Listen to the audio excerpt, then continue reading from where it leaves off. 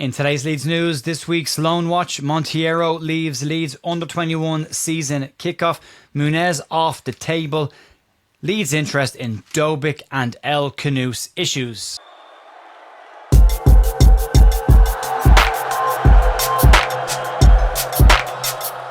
Morning folks, welcome back to The View on Tuesday morning, the 12th of August with your Leeds United news. Brand new look for the channel. We have a new banner head, we have new graphic, a new logo, and we've also got the new backgrounds that you can see on screen right now. A massive thank you to James Wallis, who has been putting all of this together for me over the last couple of weeks. James' details are down below in the description as well. If you want to get any graphic design needs, he's got his own company, Studio Wallis, and you can check him out there if you want to. We'll give you his details over the course of the year as well. But a massive thank you to James, who has given us not just this stuff but is also working on other assets for us for social media as well, so massive thanks. Also, just to announce today that I have signed up as one of the starting 11 for a new platform called Fanalysis, which aims to put the power of punditry back in Leeds United fans' hands. There's 11 of us initially. They are looking for more Leeds United fans. You can find their details also in the description. But I'm excited to be part of this new platform heading into next season, where we will give our player ratings after each game and a match report, and Sky Sports will be using these as part of their punditry analysis for each of the games this year. Excited to be part of this, and I'm very grateful to be asked to be part of it. But let's crack on with today's news, and we'll start off with the first of this season's Loan Watch. Let's start off this season's Loan Watch. The first one is Charlie Crew, who played the final 30 minutes of Doncaster's 2-1 win over Mansfield Town in their first game in League One after going up as champions last season. Decent outing for Charlie in his second debut for the club. Joe Kelleher, a late addition to the Hull City matchday squad for their game this weekend. Joffy came off the bench in the 80th minute as part of Hull's 0-0 draw with Coventry City. Both players will be involved in League Cup action this week, with Crew and Doncaster playing Middlesbrough and Joffy and Hull City playing against Wrexham. Max Verber and Matteo Joseph will have to wait till at least this weekend before they can make their debuts for their new clubs this season. We'll keep an eye on these over the course of the whole season. Let's move on. Let's talk about an exit from the club. Late last night, Leeds confirmed the exit of one of our under-21 squad, and I was a little bit surprised that this one was a permanent one. I did think it would end up being a loan, but Diego Monteiro has left Leeds United on a permanent deal to join Portuguese side FC Arouca.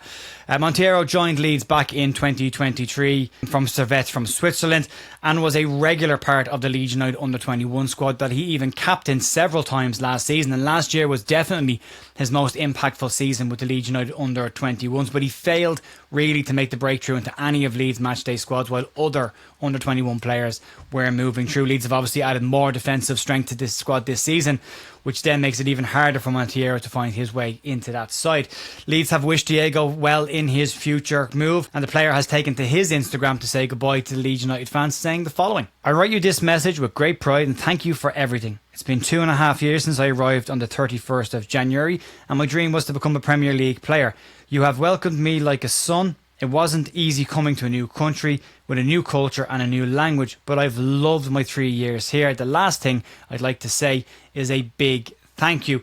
Monteiro obviously moves on with everyone's best wishes, and we hope that he gets to where he believes he should be in his footballing future, and we wish him best of luck for his upcoming season.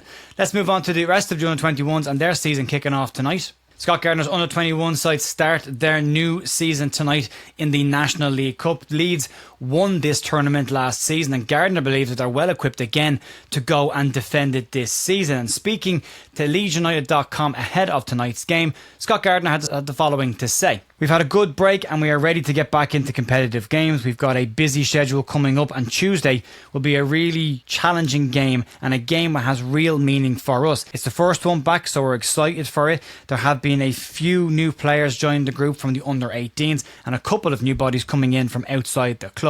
Overall, I'm really pleased and I think we are in a good position. It's up to the lads now to step onto the pitch on Tuesday and be ready to go." Gardner said that this competition brings good memories back for this group, and he says that they're focused ahead of defending their crown this season. Johnny Howson, as officially, weeks after we all saw him in a Leeds shirt again, but he has officially been announced as a player coach and will be part of that under-21 squad this season as and when they need him. The Leeds will take on Boston tonight in the National League Cup. You can check that game out out on LUTV. It will be shown, and you can see how Scott Gardner and the under-21s get their campaign this season off to a good start, hopefully in the Cup, and then the Premier League 2 campaign kicks off just after that as well. So best luck to Scott and the lads ahead of tonight's game. Let's move on. Last night, a report from Gianluca Di Marzio came out that Atalanta in Italy were advancing in talks for Fulham striker Rodrigo Muniz. Although the reports did state that Fulham are not yet still open to finalising a sale, Muniz himself is said to be pushing for the move. Fulham value Muniz in and around €40 million, so that's ballpark roughly £36 to £37 million. Although they've made this move for Rodrigo Muniz, they're also quoted as having interest in Crystal Palace striker Jean-Philippe Mateta. This morning, more reports have come out of Italy that may have dealt a bit of a death blow to Leeds' chances of signing the Fulham striker and bringing him to Elland Road. According to Rudy Giletti in Italy, Rodrigo Muniz himself has informed Fulham that he wants a Serie A move and Champions League football. Di Marzio has said that his belief is that personal terms have already been sorted and are in place, and the clubs are now in talks around finalising a figure that, again, Fulham want that €40 million price tag.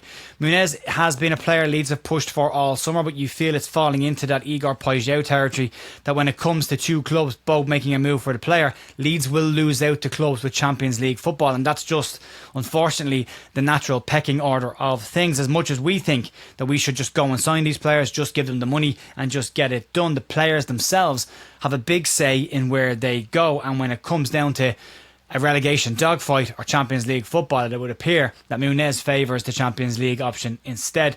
Leeds will likely know this information and will probably have already moved on to new targets, and that brings us to the next story. Player mentioned a few weeks back connected to Leeds United and maybe Leeds' next target, and again, according to Gianluca Di Marzio, he says that Leeds are competing with West Ham for the signature of Roma striker Artem Dovbyk. Di Marzio says that Leeds have interest and have inquired about the Roma striker, as have West Ham, although West Ham are also said to have a more pressing interest in another Roma player, Lorenzo Pellegrini. Gianluca goes on to say that at this stage there is nothing more than an expression of interest from Leeds United, and Roma are chasing Wolverhampton Wanderers striker Fabio Silva, and if they can get him in the door, then that might free up Dovbyk to move to Leeds, and that could be one of the dominoes beginning to fall scenarios that we hear talked about at this point of a transfer window. Dovbyk is 28 years of age, so he ticks that coming into his prime box that the 49ers have looked for this summer. He's also just shy of 6'3", another summer recruitment box ticked, and last season he started 27 games for Roma where he scored 12 goals and added 3 assists in his first season in Serie A. The previous year he was in La Liga playing with Girona, and he played 36 games for them, and he scored 24 goals and added 8 assists that season, becoming La Liga's top goal scorer in that year. He also has 11 goals and 36 appearances for the Ukraine, and he would be an interesting signing for Leeds, but as I say, Gianluca Di Marzio at this point has said there is nothing more advanced than just interest, an expression of interest at this point from Leeds. I don't believe we're going to get any solid information on players that Leeds United are interested in at this point of a window. I think it will likely just come out just before something is likely to happen, but he would be a player that would suit what Leeds are looking for this summer. He is a good, strong striker. Leeds have talked about adding more physicality up front as well, and he would definitely tick that box. And he does have an eye for goal. 12 goals in Serie A probably doesn't sound like an awful lot, but it's Serie A. It's a very defensive league. It's not a bad output at all. And when you go to Spain, which is a much more similar league to the Premier League, a much more open league, scoring 24 goals and getting 8 assists in 34 games is a really strong output. And again, being La Liga's top goal scorer is a strong feather to have in your cap. So we'll see where that one goes. But yeah, Artem Dovbyk will be a good signing. It is coming from Gianluca Di Marzio, so it would be seen as a credible source on this. We'll have to wait and see if it goes any further in interest. It probably already has, as has been said over the course of this year.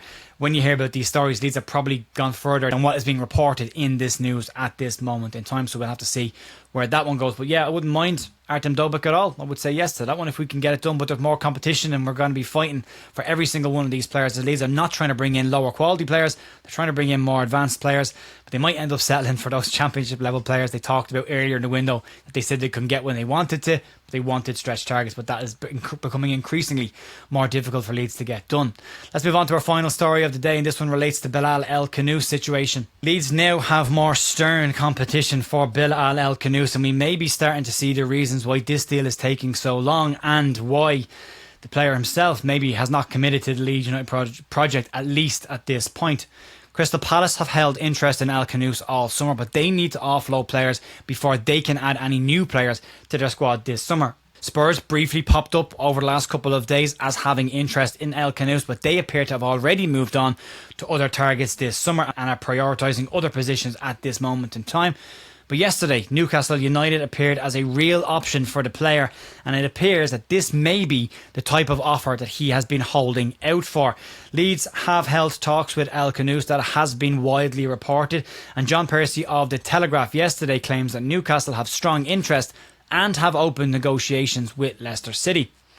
Leeds are not ruling themselves out of the race just yet, as Newcastle United are also quoted as having other targets in that position, but we know Leeds cannot compete with clubs that can offer European football, although Khannous has said previously that that's not a priority for his next move.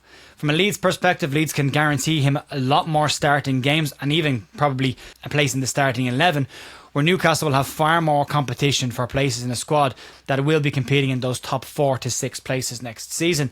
The rumoured release clause, which is still very much a rumour at this point, there are some places saying that there isn't a release clause and Leicester want £30 million for the player. There are other places outside of the UK saying that there is a release clause, and if there is a release clause and if the rumour is true, then that release clause is rumoured to expire this Friday.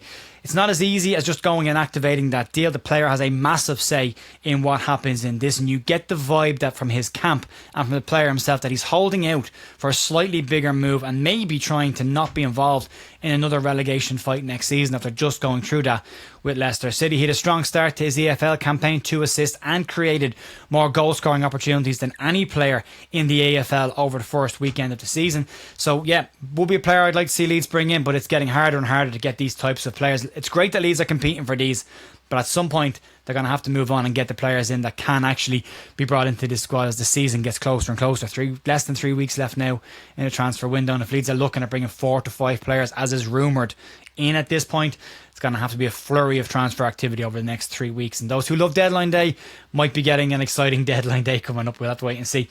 Folks, massive thanks as always for supporting the channel. If you want to back us even more, you can do so by purchasing your Leeds United official merch and apparel from the Fanalysis links down below in the description. I'll be back tonight at 7 PM for our kickoff stream for the new season with the full crew, and then back tomorrow morning for more Leeds news. I will talk to you then. Have a great rest of your day. See you soon. Bye.